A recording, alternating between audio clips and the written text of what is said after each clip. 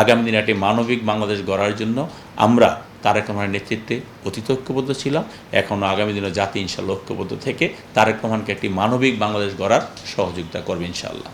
এখন যারা এই নির্বাচন যখন আসে তখন তো তাদের কিছু ইসলামিক দল এবং যারা নতুন দল তারা এখন ঐক্য জোট বেঁধেছে যে দেশে যদি নির্বাচন হয় তাহলে তাদের কর্তৃত্ব শেষ হয়ে যাবে। এই কর্তৃত্ব শেষ হয়ে যাওয়ার ভাই এটা তো কর্তৃত্বের ব্যাপার না, এটা মানুষের অধিকার, এটা মানুষের চাহিদা, এটা মানুষের দীর্ঘদিনের একটা আকাঙ্ক্ষা যে আজকে যে ছেলেটার বয়স 20 বছর বা 25 বছর তো ভোট দিতে পারে নাই, তো স্বাভাবিক কারণেই আমরা যেটা করতে পারিনি সেই কাজটা করার জন্য আমরা উদ্গ্রীব থাকি, আগ্রহ বেশি থাকে। তো সেই ক্ষেত্রে দেখেন এখন ওই যে পিআর পদ্ধতির কথা আসতেছে, পরিবেশের কথা আসতেছে, ভাই এখন যদি এই পরিবেশে ইলেকশন করতে না পারো তো তুমি কোন পরিবেশে ইলেকশন করতে পারবা? এক। আর 2 নম্বর কথা হলো পিআর পদ্ধতিতে তো আমরা নির্বাচন করে অভ্যস্ত না, সারা পৃথিবীতে হয়তো 2-4টা দেশে আছে, কিন্তু সেই 2-4টা দেশের রেজাল্টও তো ভালো না আমরা যেটা জানি। এটা হয়তো আমরা টুকটাক লেখাপড়া করে আমরা সেটা জানি যে সেই দেশের আপনি বেলজিয়ামের কথা বলেন, জাপানের কথা বলেন, সেখানে গোষ্ঠীভিত্তিক একটা সেক্টর তৈরি হয়ে গেছে। সেখানে আমাদের দেশে তো এটা মানুষ চায় না। আমাদের দেশের বক্তব্য হলো যে আমার সাথে যারা রাজনীতি করে, জনগণের সাথে যারা রাজনীতি করে, জনগণের পছন্দের প্রার্থীকে একটা পার্টি মনোনয়ন দেয় এবং জনগণের প্রার্থী থেকে তারা সেটা আদায় করে নেয়। কি আদায় করে নেয়? অধিকার, তাদের যে অধিকার, তাদের এলাকার ডেভেলপমেন্ট, তাদের এলাকার আইন শৃঙ্খলা, তাদের সমস্ত কিছু সেটা আদায় করে নেয়। অথচ পিআর পদ্ধতির সিস্টেম হলো আপনি একটা মার্কা দিয়ে দিলেন, আপনি ভোট যতটুকু পাইলেন, আপনি একটা পার্সেন্টেজ দিয়ে আপনি এমপি পাবেন। আপনি ঢাকার এমপি, ধরেন ঢাকার 18 আসনের এমপি আপনি যদি সিলেট থেকে এনে দিয়ে দেন সেটাকে এলাকার মানুষ মানবে, আপনাকে নোয়াখালী থেকে এনে দিয়ে দেন সেটা মানবে, আপনি চিটাগাং থেকে এনে দিয়ে দেন সেটা মানবে। মানুষ কষ্ট করে, জনগণ কষ্ট করে, জনগণকে নিয়ে রাজনীতি করে জনগণকে কিছু দেওয়ার জন্য, কাজেই তাদের পছন্দ মতো প্রার্থীকে দিয়ে এই এলাকার উন্নয়ন করাইতে পারবে, এলাকার কাজ করাইতে পারবে, এলাকার সন্ত্রাস দমন করতে পারবে, এলাকার চাঁদাবাজ নির্মূল করতে পারবে। এই কারণেই তো তারা তাদের পছন্দের ব্যক্তিকে এমপি হিসেবে করে নির্বাচিত করে। তা আমরা ভাই সেই জায়গা থেকে আমি কেন পিআর পদ্ধতিতে যাব? আর পিআর পদ্ধতিতে সম্বন্ধে আমাদের এই যে কিছুদিন মানে গত ইলেকশনগুলো যে হলো ইভিএমের করছে, ইভিএমে কয়টা লোক ভোট দিতে পারছে ঠিকমতো? ইভিএমে তো সবাই ঠিকমতো ভোট দিতে পারে নাই। দেখা গেছে একটা নিরীহ মানুষ গেছে, গিয়া বলছে যে আপনার নাম কি? অমুক, আপনার একটা টিপসই দেন, টিপসই দেন, আপনার ভোট দেওয়া হয়ে গেছে। আরে বাবা, ভোট তো যে দেওয়ার হেয়ে দিয়ে দিছে, মানে আওয়ামী লীগের সন্ত্রাসী দিয়ে দিছে, প্রশাসনের লোকজন দিয়ে দিছে। তো সেই ক্ষেত্রে তো এখানে একটা প্রবলেম অ্যারাইজ করছে। আলটিমেটলি কিন্তু সেই ইভিএম থেকে কিন্তু আবার মানুষ সরে আসছে। মানুষ কিন্তু ব্যালটে বিশ্বাসী, আমার ভোট আমি দিব, যাকে খুশি তাকে দিব, এবং আমার যাকে খুশি তাকে দেওয়া মানে হলো আমার পছন্দনীয় যে প্রার্থী আছে আমি তাকে দিব, যার কাছ থেকে আমি জনগণের অধিকার আদায় করতে পারবো। আমি রাজনীতি করি, আমি কর্মী হিসাবে আমি যার সাথে আমার সম্পর্ক ভালো থাকবে বা আমার দলের যে নেতা এখানে আসবে তাকে সে সবাই যাকে চিনবে তাকে তো আমি গিয়ে অধিকার নিয়ে কথা বলতে পারবো, ভাই এই এলাকায় আমার এই সমস্যা আছে, আপনি এই সমস্যাটার সমাধান করেন। এই হলো পিআর পদ্ধতিতে আজকে যারা চাচ্ছে তাদের জনবৃত্তি নাই, তাদের ভোট নাই, যার কারণে তারা আজকে এই পিআর পদ্ধতির কথা বলছে। তা না হলে কিন্তু এই আনুপাতিক হারের যে কথা সেই কথাটা আসতো না। আমি কৃতজ্ঞতা জানাই আমাদের পার্টি ভারপ্রাপ্ত চেয়ারম্যান জনাব তারেক রহমান সাহেব। তিনি কি করেছেন, এই যে দীর্ঘ 17 বছর আন্দোলনকে টেনে নিয়ে আসছেন, এখানে আমাদের ওনার প্রতি যে স্ট্রেস গেছে এটা তো আপনি বোঝেন, আমি বুঝি। সেই শুধু লন্ডন থেকে দল পরিচালনা করা, দেশের মানুষকে ঐক্যবদ্ধ করা, উনি কিন্তু একটা জায়গায় খুবই সিরিয়াসলি সফল হয়েছেন। প্রথম কথা সফল হয়েছেন যে জাতিকে তিনি ঐক্যবদ্ধ করতে পেরেছিলেন, এবং ঐক্যবদ্ধ করতে পারার কারণে কিন্তু আমরা 5 তারিখের সফলতা পেয়েছি, গণ আন্দোলনের সফল হয়েছি। আরেকটা দেখেন যে এই যে নির্বাচন, আমরা 14 নির্বাচন একভাবে দেখেছি, 18 নির্বাচন একভাবে দেখেছি, 24 নির্বাচন 7 জানুয়ারি কী হলো, 24 নির্বাচন আসলো, আমরা কি করেছি? আমরা কিন্তু ব্যাপক ম্যাচাকার কিছু করিনি। আমরা রিফ্লেট বিলি করেছি, আমরা জনগণকে সচেতন করেছি আপনারা ভোট দিতে কেন যাবেন। আমাদের নেতার কিন্তু একটাই কথা ছিল, আমরা সময় নিচ্ছি কিন্তু সফলতা আমাদের আসবেই। এবং তখন কিন্তু একটা কথা দেখেন, আওয়ামী লীগের বড় বড় নেতারা বলেছে, ফেসিস্ট হাসিনা থেকে শুরু করে তার সমস্ত পেতাত্তারা বলেছে, ওপেন মিটিংয়ে তোফায়েল সাহেব বক্তব্য বলেছে যেদিন আওয়ামী লীগ ক্ষমতাচ্যুত হবে সেদিন বাংলাদেশে 5 লক্ষ লোক মারা যাবে। ওবায়দুল কাদের আওয়ামী লীগের সাধারণ সম্পাদক তিনি সেম কথা বলেছে, যেদিন আওয়ামী লীগ ক্ষমতাচ্যুত হবে 5 লক্ষ লোক মারা যাবে। তোমরা যদি মরতে না চাও এখনই বিএনপির বিরুদ্ধে তোমরা রুখে দাও, এরকম বক্তব্য আপনারা সাংবাদিক হিসাবে শুনেছেন। তো আমরা আমাদের বক্তব্য হলো, আমি আমাদের পার্টির ভারপ্রাপ্ত চেয়ারম্যানকে সমস্ত দিকে তাকে কৃতিত্ব দেই বা দিব, এটি স্বাভাবিক, কিন্তু এই জায়গাগুলো তিনি যে স্ট্রংলি হ্যান্ডেল করেছেন এবং একজন লোকও যে মবের কারণে বা নির্যাতনের কারণে মারা যায় না, এটার কৃতিত্ব কিন্তু আমাদের পার্টির ভারপ্রাপ্ত চেয়ারম্যান জনাব তারেক রহমানকে দিতেই হবে। উনি সেই জায়গাটা আমাদেরকে অ্যাবসোলিউটলি প্রথম থেকে বুঝতে পেরেছিলেন, যার কারণে আমাদের আগের থেকে সেভাবে মোটিভেটেড করেছেন এবং আমরা সেভাবে কাজ করেছি, অর্থাৎ আমরা আমাদের নেতার নির্দেশনা শুনেছি। তারপরে এই যে এতদিন একটা দলকে আন্দোলনে রাখা, আমরা দীর্ঘদিন একটা দলকে আন্দোলন কীভাবে, আমাদের নেতার টার্গেট ছিল যে আমরা বিজয়ী হবে ইনশাল্লাহ এবং বিজয়ের কোনো বিকল্প নেই, এটা আমাদের নেতার টার্গেট ছিল।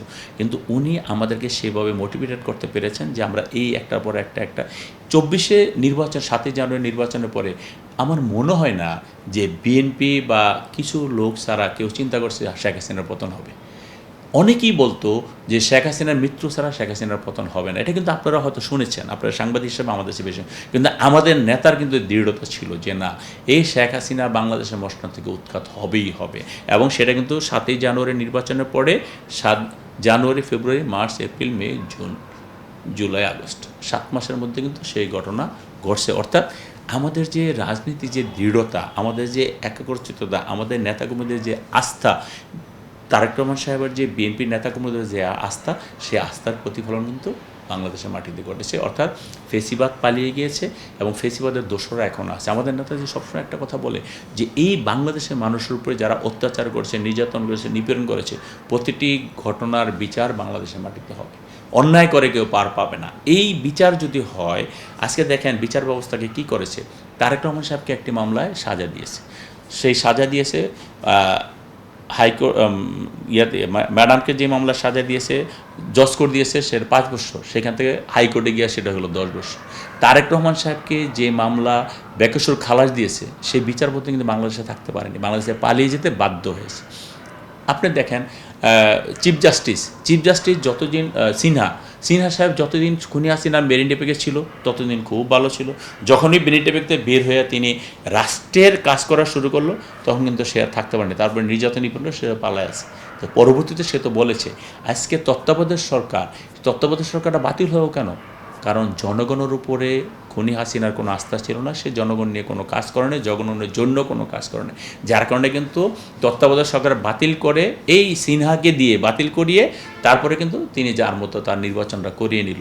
এই কিছুদিন পূর্বে আমি বদরুল আলম মজুমদার হাইকোর্টে রিট করেছেন, সেই রিটে কিন্তু গত সপ্তাহে যে রিটের শুনানি হয়েছে, হাইকোর্ট অবজারভেশন বলেছেন, মাননীয় হাইকোর্ট বলেছেন যে গত 3টি নির্বাচনে সেখানে জনগণের ইচ্ছার প্রতিফলন হয় নাই, তার মানে এই নির্বাচন কোনো নির্বাচনই হয় নাই। তাহলে এই যে এতগুলো ঘটনা ঘটানোর মূল উদ্দেশ্য ছিল যে হাসিনার সাথে জনগণ ছিল না, যার কারণে হাসিনা এভাবে করে নির্বাচনটা করিয়ে নিয়েছে। কিন্তু আমাদের সাথে জনগণ আছে, আমরা জনগণের আস্থায় আসি এবং জনগণের উপরে আমাদের আস্থা আছে, যার কারণে কিন্তু আমাদের পার্টির ভারপ্রাপ্ত চেয়ারম্যান জনাব তারেক রহমান যে 31 দফা দিয়েছে, সেই 31 দফা কিন্তু প্রতিটা জিনিস তত্ত্বাবধায়ক সরকারের কথা আসছে।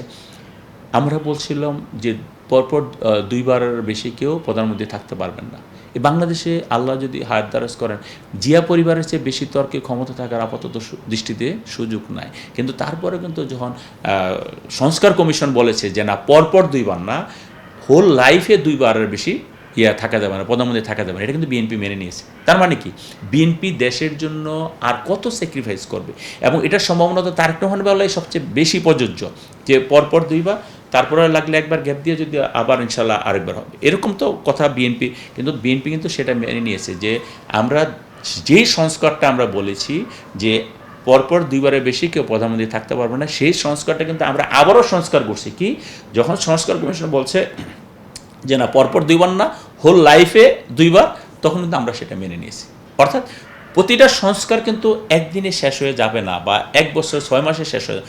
সংস্কার একটি চলমান প্রক্রিয়া, এই সংস্কার চলবে, চলমান থাকবে। এখন আপনারা সংস্কার করতে পারবেন না বলে নির্বাচন হবে না, এটা তো হতে পারে না, এটা তো সেই স্বৈরাচারী কথাবার্তার মতো হবে। এবং আমরা বিশ্বাস করি যে অতীতে যা হয়েছে সামনে জনগণ ঐক্যবদ্ধ আছে, এবং নির্বাচন কমিশন কে একটা নির্দেশনা আমরা দেখেছি দিয়েছে, চিফ জাস্টিস সাহেব দিয়েছেন, এবং আমাদের পার্টি ভারপ্রাপ্ত চেয়ারম্যানের সাথে যে কথা হয়েছে সেটা হলো যে ফেব্রুয়ারির মধ্যে একটা সুন্দর নির্বাচন বাংলাদেশে হবে। আমরা এই জুলাই আগস্টে যারা হত্যাকাণ্ডের শিকার হয়েছে, দেখেন আমরা বলি হয়তো আমরা একটা গোষ্ঠী এটা বেনিফিট নেওয়ার চেষ্টা করি, কিন্তু এটা কি আসলে ঠিক? বাংলাদেশের এই আন্দোলনকে শুধু একটা গোষ্ঠী করেছে? শুধু বিএনপি করেছে? শুধু এনসিপি করেছে? বা শুধু ইসলামী দল করেছে? নো, এই আন্দোলনের সময় সবাই শরিক ছিল। আপনি যদি সেটা দেখেন, অনেকে দেখা গেলো মা আর সন্তান একসাথে আন্দোলনে গেছে, ছেলেটা মারা গেছে, এরকম ঘটনা ঘটছে না? তারপরে একজন বয়স্ক মহিলা কেন রাস্তায় যাবে? তারপরে মুগ্ধর মতো লোকরা কেন পানি খাওয়াতে যাবে? এটা তো একটা আন্দোলনের অংশ। তার মানে সমাজের সর্বস্তরের লোক, নেতাকর্মী, সর্বস্তরের মানুষ চিন্তা করেছে, চেষ্টা করেছে যে হাসিনার এই অরাজক পরিস্থিতি আর অ্যালাউ করা যায় না, হাসিনার এই অন্যায় অবিচার আর সহ্য করা যায় না। যার কারণে কিন্তু সমস্ত মানুষ এই প্রতিবাদ করেছে, প্রতিবাদে নেমেছে, এবং এটাকে সংগঠিত করে কিন্তু বিএনপির ভারপ্রাপ্ত চেয়ারম্যান জনাব তারেক রহমান। সেই জন্যই এতদিন সময় লেগেছে। আর যদি আমরা হুট করে আরও আগে এটা হয়তো প্রেশার দিতাম, হয়তো একটা ঘটনা ঘটতো। কিন্তু কথা হলো যে এত মানুষকে আমরা ঐক্যবদ্ধ করতে পারতাম না, এত মানুষকে এক ছাতার নিচে নিয়ে আসতে পারতাম না। আমরা এক ছাতার নিচে নিয়ে এসে আমরা কিন্তু এই খুনি হাসিনার পতন ঘটিয়েছি। হ্যাঁ, ছাত্ররা 2018-তে একবার এসেছিল বৈষম্য বিরোধীর নামে, পরবর্তী তো সেই একই বৈষম্য বিরোধীর নামেই আমরা এসেছে, ছাত্ররা আমাদের সাথে যোগ হয়েছে, আমরা তাদের অ্যাপ্রিসিয়েট করি, আমরা তাদের এটা দাবি হকদার বলি, দাবিদার বলি, এটা ঠিক। কিন্তু কথা হলো যে তারা একাই সব কিছু করে ফেলেছে, এটা ঠিক না। আমরা সকলে মিলে ঐক্যবদ্ধভাবে, কিন্তু ঐক্যর জায়গাটা কোন জায়গায়? ঐক্যর জায়গাটা হলো বিএনপির ভারপ্রাপ্ত চেয়ারম্যান জনাব তারেক রহমান। সে তারেক রহমানের নেতৃত্বেই বাংলাদেশের মানুষ ঐক্যবদ্ধ হয়েছে। আমি বিশ্বাস করি অতীতে যেমন ঐক্যবদ্ধভাবে একটি ফ্যাসিস্টকে পরাজিত করেছে, বাংলাদেশে তাদের ঐক্যবদ্ধ থাকার কারণে একটি সুন্দর নির্বাচন হবে, জনগণের রায় মেনে একটি সুন্দর সরকার বাংলাদেশে হবে। এবং এই খুনি হাসিনা গত 17 বছরে যে সময় অন্যায় অবিচার করেছে, আমাদের যে সমস্ত নেতাকর্মী হত্যা করেছে, গুম করেছে, খুন করেছে, 60 লক্ষ নেতাকর্মীর বিরুদ্ধে মামলা দিয়েছে, এবং এই জুলাই আগস্টে যে হত্যাকাণ্ডের শিকার হয়েছে যারা, প্রতিটা ঘটনার সুষ্ঠু তদন্ত করে বিচার হবে এবং বিচার বিভাগ স্বাধীন হবে। একটা বিচার হলে কেউ বলতে পারবে না এটা ম্যানিপুলেট করে বিচার করেছে, এটা কোনো সরকারের ইচ্ছায় বিচার হয়েছে।